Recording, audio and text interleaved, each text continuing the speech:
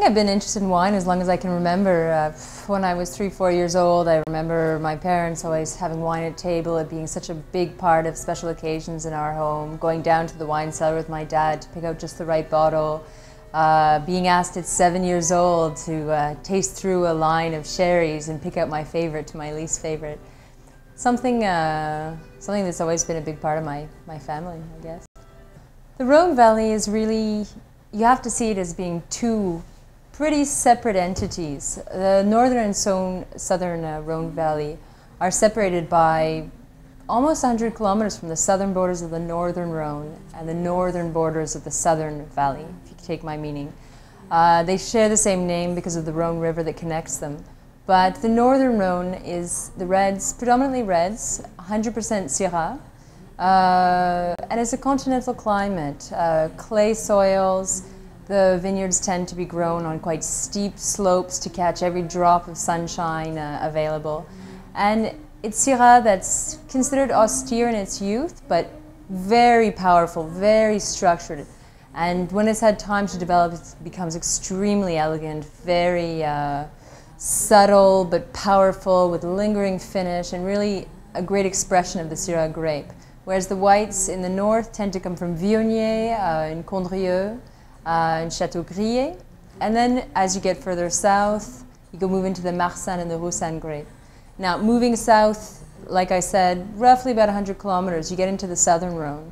And the southern Rhône is a completely different ballpark. We're moving into a Mediterranean climate, really governed by this famous wind current called the Mistral, which can blow up to 100 kilometers an hour, and is a really vital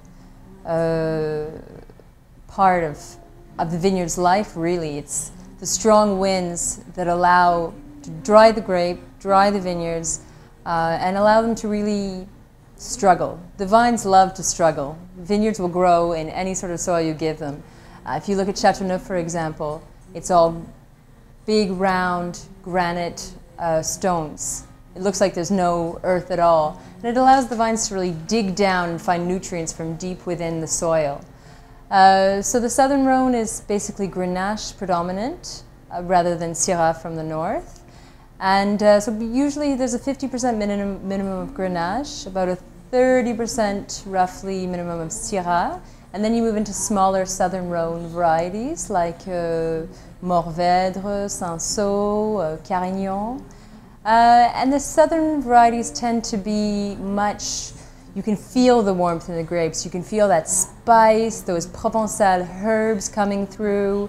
They're much bolder, higher in alcohol, they're real food wines. Whereas the northern wines require meat definitely, but subtle sauces to let the Syrah really dominate. The southern wines marry well with spice, with richer sauces.